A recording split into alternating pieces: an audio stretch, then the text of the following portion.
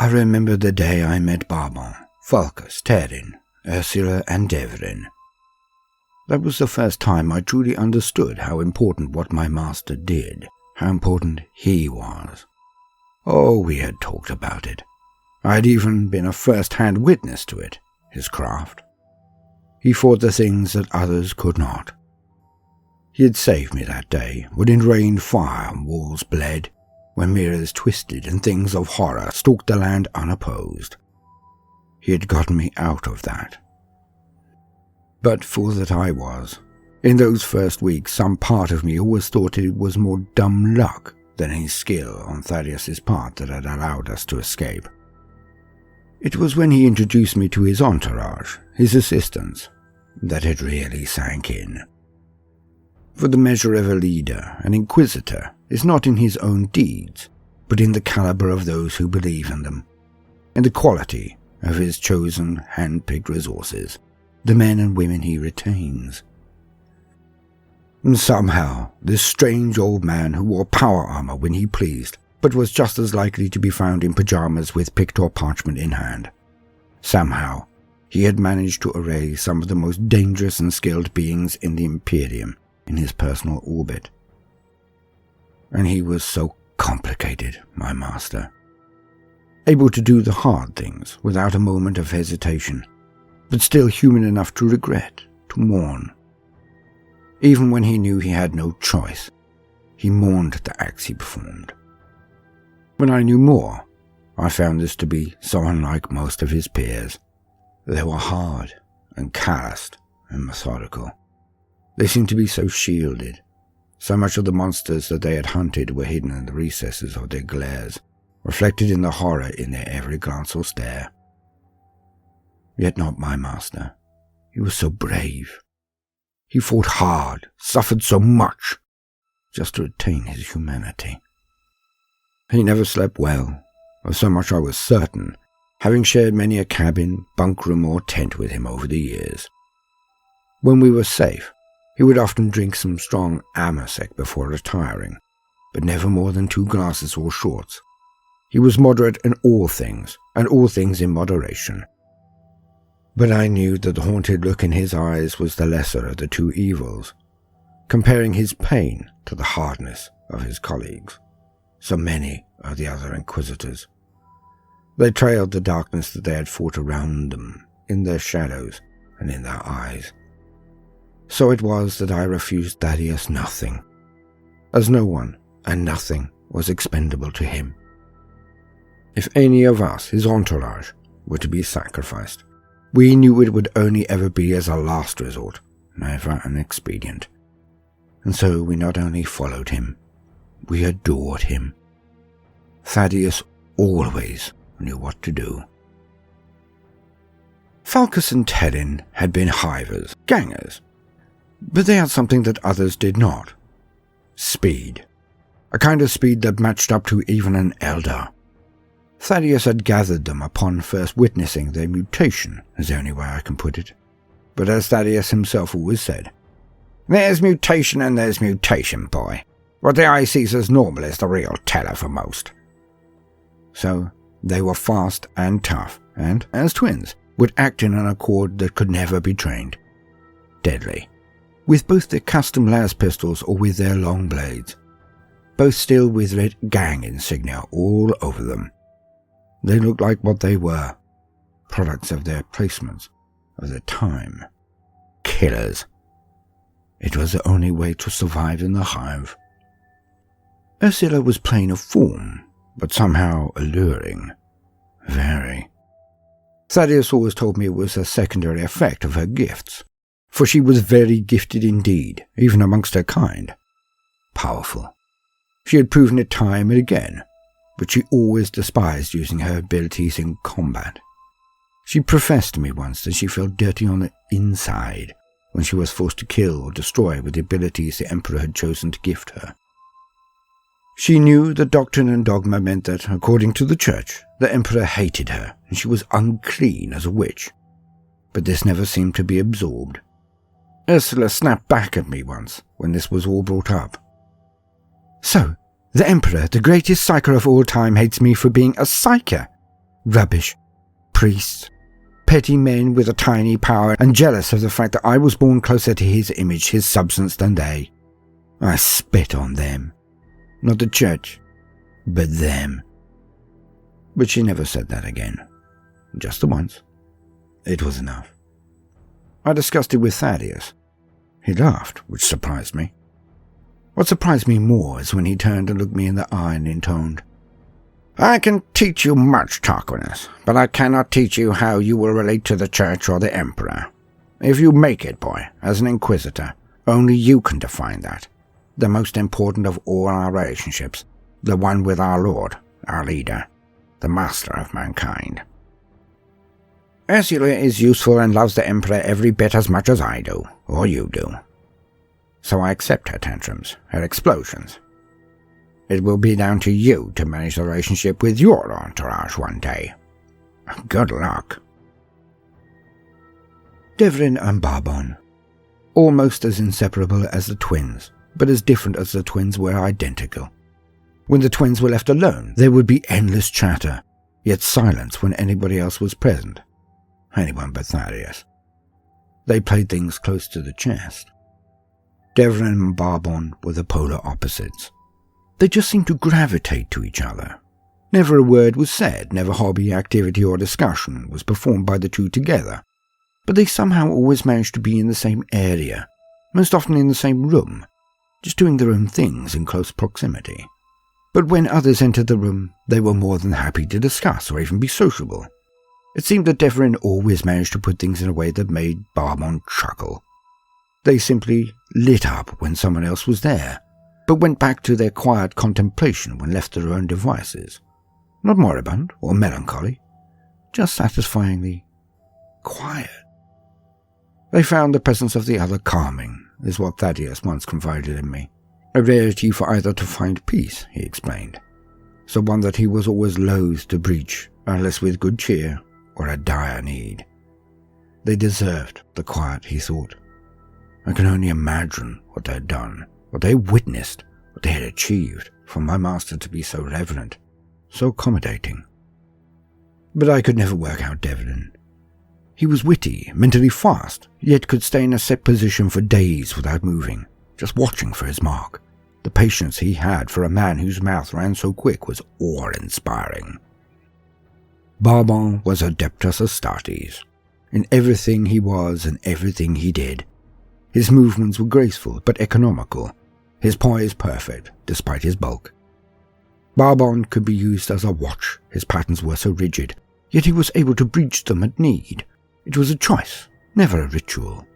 Order, discipline, but always under his control, never he under it. He was as economical with his advice, never interfering unless specifically deferred to by my master. He would occasionally raise an eyebrow, which then permitted Thaddeus to request advice of his own accord. But if my master ignored his signal, then he was sanguine about it.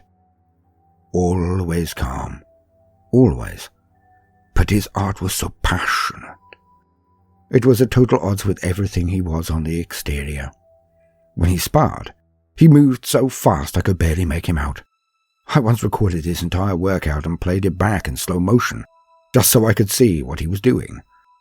My master had laughed until tears ran down his face when he saw me gawping at the sight, ration bar in hand hanging in mid-air, never quite making it to my mouth as I was so mesmerized at what I was seeing. The beauty and ballet of Barbon's dance, the flow of it. "Barbon is something to behold, eh?" he said when he finally could breathe. "He specializes in multiple foes. The more the merrier. The more against him, the more dangerous he becomes. Even amongst his kind, the Space Marines. He is a gem without measure. We have not seen his kind since the days of the Crusade, and he wears it in his features. If anyone ever recognizes Barbon in a crowd, not just the awe of the Astartes, but a shock of recognition, kill them immediately." And everything that I have witnessed since has supported this assertion. For when compared to other Marines I have witnessed fighting, he is a sight barely to be believed. Like a caged beast was within him, that only came out when he drew his sword. He was able with the bolter, but not substantially better than any other Marine I had seen. But his bladesmanship, was, well, it was just Barbon. He seemed to have difficulties when Ursula was around, but he was always courteous, always honourable, never callous, yet never warm, and never initiated conversation with her under any circumstances. And she returned the favour. Something that Ursula was also well aware of, and she went almost into shadow if he entered the room without her knowing it was to happen, like she was somehow making herself smaller, almost subconsciously trying to hide. And so our adventures had taken us to this world, where we had been involved in an impossible kill and an impossible murder. Using Ursula's abilities, we followed the assassin back to his lair, a small but heavily defended private manor in the midst of a hive. Inside we know to be traitor Astartes, followers of Slaanesh, Noise Marines.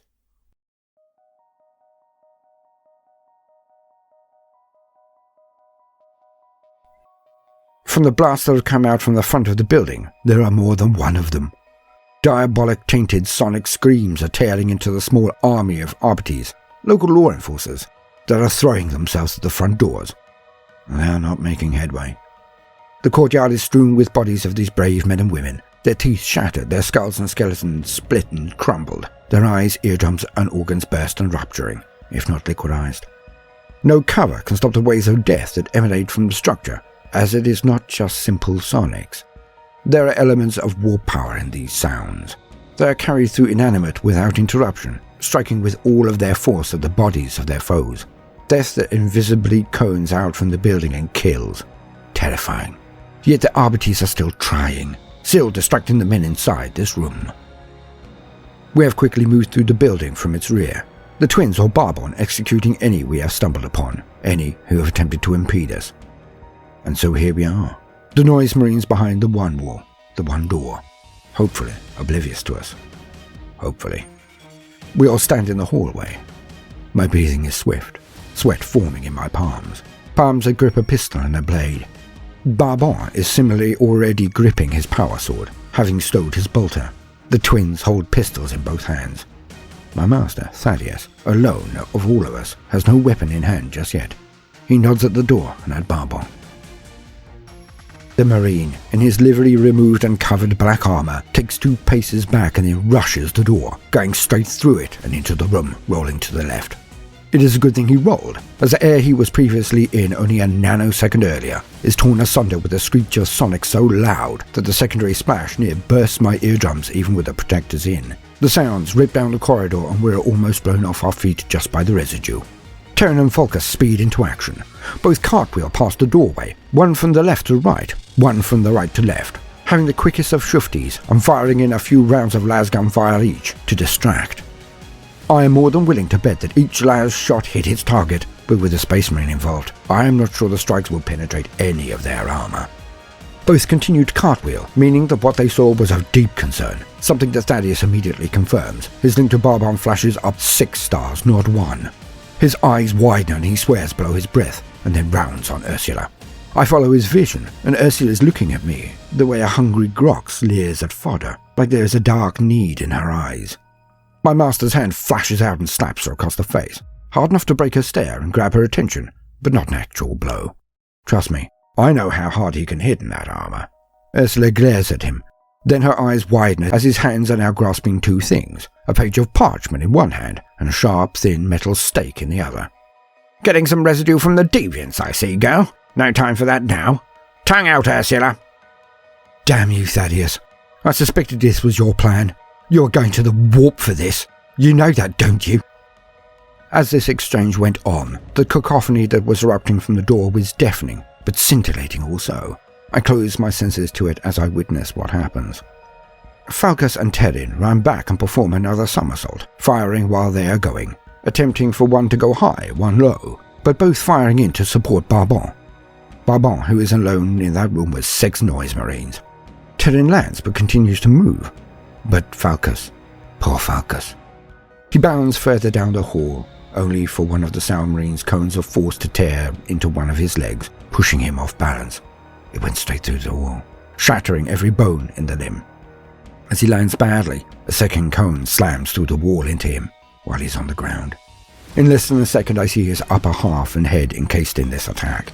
As it strips his skin from his face, his skull, bursts his eyes and shatters his teeth as I look on. All in less than a second. His teeth, pasted with his blood and skin from his face, are now on the wall behind him, which the blast disappeared through. Terran, his twin, his brother, concludes his movement and swings back to see the broken wreckage of Falcus. He stops and just looks at his brother, his jawline bunching and unbunching as he grits his teeth. He's shaking slightly as he begins to make his way to the door. I know he intends to go through it.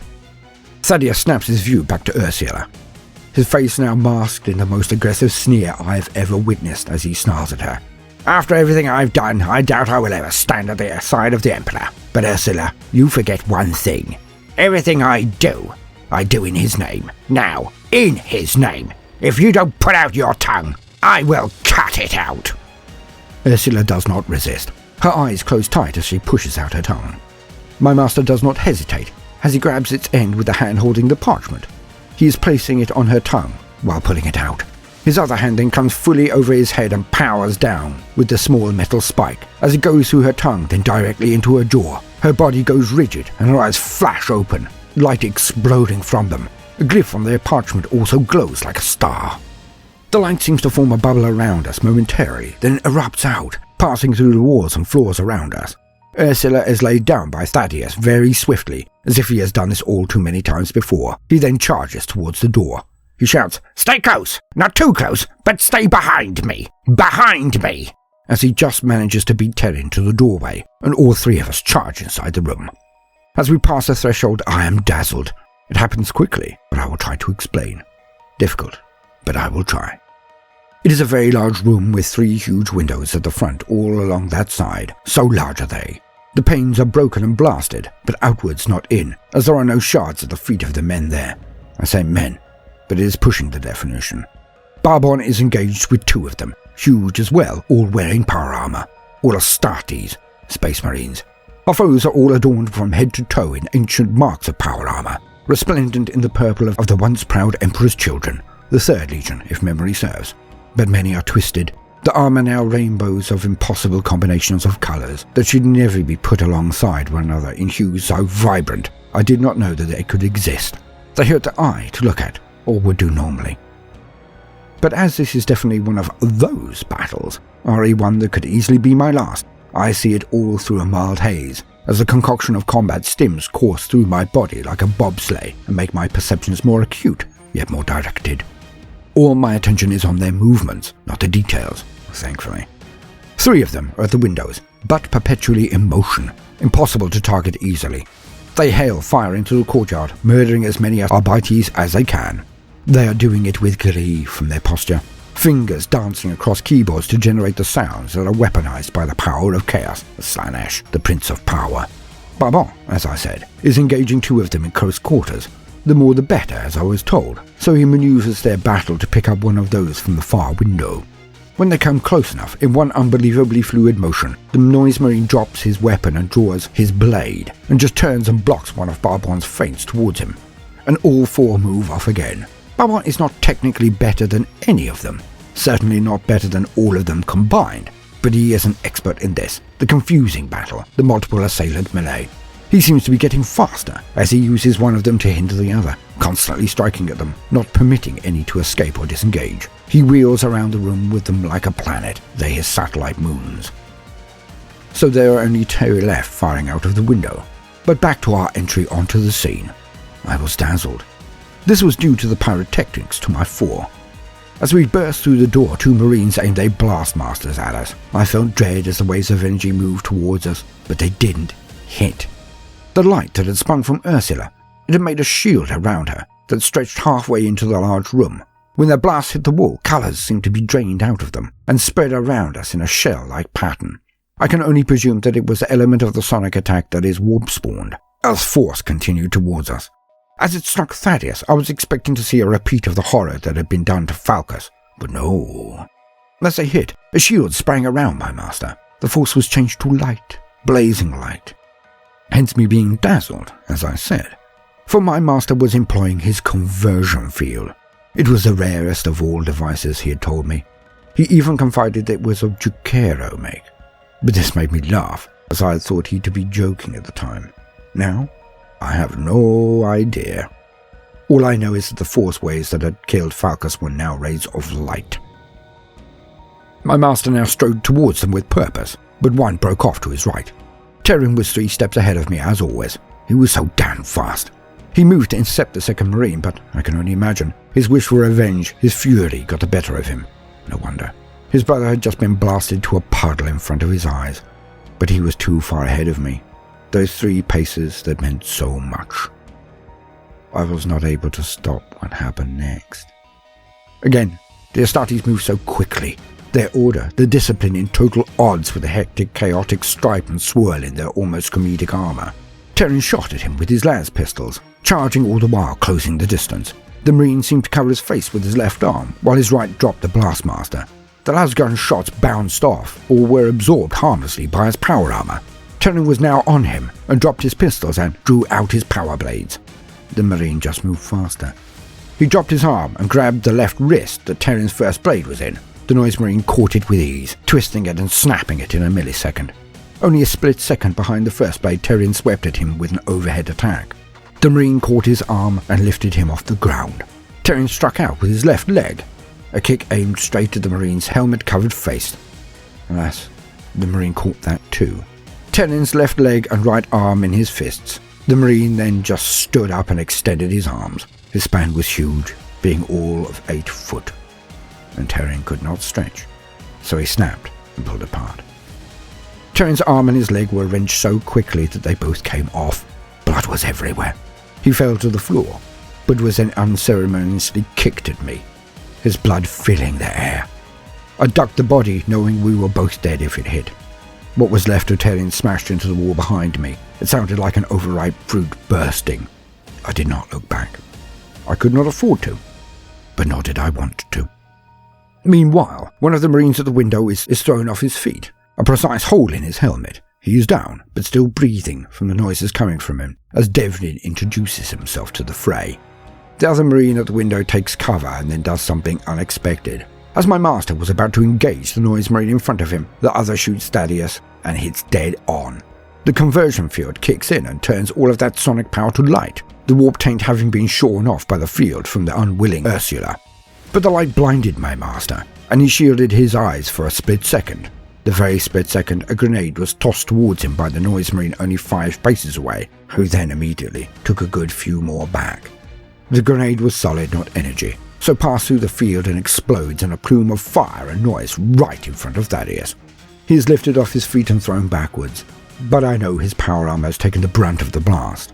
The sound and explosion, bodies thrown or kicked, all have been used by Barbon. As his foes are distracted for only a second, he kicks one in the chest, sending it sprawling, turns and beheads another, and cuts deep into the leg of the last. With the pain only enhanced by their strange nature, the Noise Marine shudders in pleasure and lets out a gasp as the power sword bites into him, but no amount of pleasure can defeat biology. Barbon then drags the sword out, kicking the side and back of the leg, bending it. The Noise Marine goes onto one knee and is twisted towards his allies. Barbon then inserts his sword into the neck of the traitor, not right through it, but at the side, and a good amount in. If the Marine moves while Barbon takes his sword away, then he will die in less than a minute from blood loss, Astartes or no. All Barbon has to do to decapitate a Marine is to just put on more pressure. The Noise Marine knows his position and instantly plays statue. Pity, as it seemed we had the upper hand. It was then that I noticed movement in my right corner, and the Marine I had been about to engage, the one who had killed Terran. His gauntleted fist smashes into my head. I am glad that I had taken the cocktail and shut down my pain receptors, or the shock may have killed me. The fist connects with my face and crumples all before it. My cheek shatters, my jaw and teeth on that side buckle. My eye socket splits and my eye is destroyed. I can feel the jelly of it dropping onto my cheek. I drop like a sack of manure, as we used to say in my hive, but he does not let me fall. The Marine grabbed me by the shoulder, twisting me as I dropped. Then he steps forward, forcing me forward onto my knees in a mirror image of the position Barbon has his captive, and he inserts a blade into my neck in a parody as well. I know I am dead. There is no circumstance where I get out of this alive now. And so here we are. I watch as my master stands and takes up position next to Barbon. The Marine Barbon had kicked away, rights himself and advances up to stand next to the Marine, who has me. So here we are. 3 Marines about me, 1 on the floor but alive, 1 dead by the hand of Barbon, and 1 in his grasp. And for this we have lost Falcus and Terrin, and only Barbon and my master stand. They are one side of the protective bubble thrown up by Ursula. We are on the other. And now, gentle listeners, it is time to forge the narrative again. Here we have multiple Noise Marines, as you voted, and how they have exacted a high toll from Thaddeus and his entourage already. Most are still on their feet and tooled up. But on the side of the Imperium, we have Barbon, an uncommonly gifted warrior of the Astartes, Thaddeus himself, and a hostage. And Devrin is still to participate more, if Barbon or Thaddeus can maneuver any of the Noise Marines back near the open windows. Here we must decide if the life of a warrior of chaos, a veteran of the Long War, is of more import to his comrades, his brethren of over 10,000 years, than the defeat of a hated servant of the corpse god, Barbon, and an old inquisitor. So let us forge the narrative again. Let us bring this chapter to a conclusion. Vote NMN. November Mike November for Noise Marines negotiate. They are willing to trade their hostage boy for their comrade, and probably then either they or the coterie of Thaddeus will withdraw swiftly to meet another day. NMN for Noise Marines negotiate. Vote NMV for Noise Marines vengeful. They will cut the head off Tarquinius, the boy, just to see the look on Thaddeus' face and then charge in to gain vengeance on he and Barbon. Messy. So that's NMV for Noise Marines vengeful. Or lastly, TPAFO. Or shall we just call it TFO? Thaddeus pulls a fast one. Thaddeus pulls a blinder out of his power armor posterior, proving he is indeed an inquisitor of cunning and guile. Bust the bad guys and it's Miller time. Well, after all of the cleanup and mourning their losses anyway. It is both very inquisitorial, but also very trite. So only vote this way if you wish to make this an exercise in Warhammer plot armor BS. See how badly I can do that little discipline. So that's TFO for Thaddeus pulls a fast one. Forge the narrative. You choose. Please put your votes in the comments, as always. Welcome, gentle listener. I am Baldermort, and I wish to introduce you to the forces, factions, and war gear of the Warhammer 40k universe, the grim darkness of the far future. And today we are looking very briefly at some of the rarest war gear options in the entire setting. Personal power fields. There are many different forms of power fields in the Warhammer setting, but the vast majority of them are more of the usual vein of massive shields projected from industrial-sized complexes or from ships large enough to blot out the skies. And this is true. Many fields, from void shields to Geller fields, and others, are all as one would expect. All of these things we will go into in the future, by the way. But there are very few force fields out there on the person of individuals, but they do exist. Some of the most common and most known are the Iron Halo of the Space Marines and the Rosarius of the Ecclesiastic Wings. The Iron Halo usually contains a conversion field, and most often a Rosarius is equipped with a Refraction field, which is considerably less powerful, but they are only the norm, the general rule, not an absolute. But what are they? A conversion field is a powerful bubble or aura around its wearer that once struck, i.e. anything is shot at it or attempts to pass through it, will enact a change in the properties of said energy. Most commonly, force or energy is converted into light, dissipating it out so that it is effectively harmless. A refraction field will absorb energy and try to spread it over the entire edge, so as to diffuse the power or force. They are considered less effective than a conversion field, and much more likely to be overwhelmed, or to not be able to shunt very powerful shots or waves of energy, so that the result is more a crippling instead of an outright slaying when struck by something big. but most fields work in different ways, and no two are the same. Most are the product of the dark age of technology, or a Xenos origin. They can be anything from a brooch to a ring, a buckle to a boot. It is hard to tell without meticulous scanning. For Marines, it is more obvious, of course, as it comes from the Iron Halo or the Rosarius. But for other forms, they can be nearly anything. But they are rare, and only the powerful or connected can even dream of possessing one. Rogue traders, officers of the Astra Militarum, high-ranking clerics, marines, and inquisitors. Few own them, and they can be a thing of wonder if one is not aware of their existence.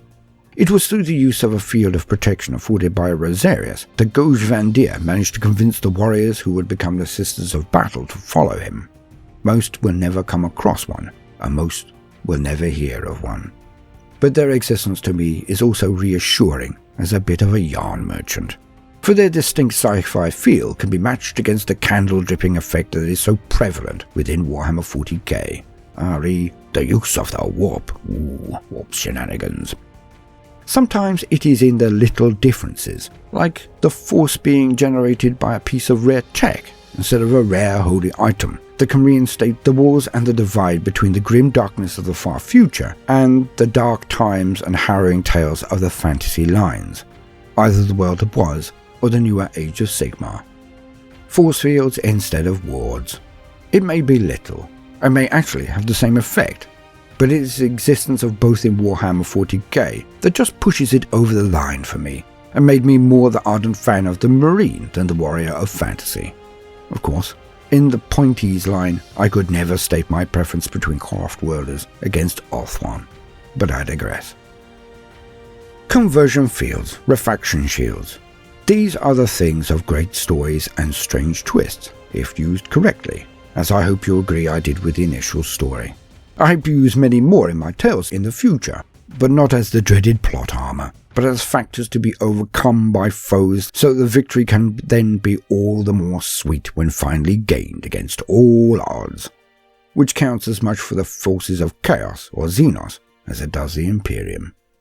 Just never forget that despite the Imperium losing more technology every day, every year becoming more degenerate, there are still many gems and wonders dotted around the galaxy from the dark age of technology, or even earlier ages, where wonder and tragedy were in even more plentiful measure. I have been Baldermort, your faithful servant. I hope you've enjoyed my introduction to personal force fields and the tale at its beginning. If so, then please do consider liking and subscribing. If you do, then please hit the notifications button, as I would not want you to miss out. And if you have a mind to forge the narrative, do hit the comments section and get voting, but please be kind. Put your vote in capital letters and then leave a gap before that and any other subject. Preferably do a different comment if you can. Now, no matter what you do today, do try to make some time for fun. Toodaloo.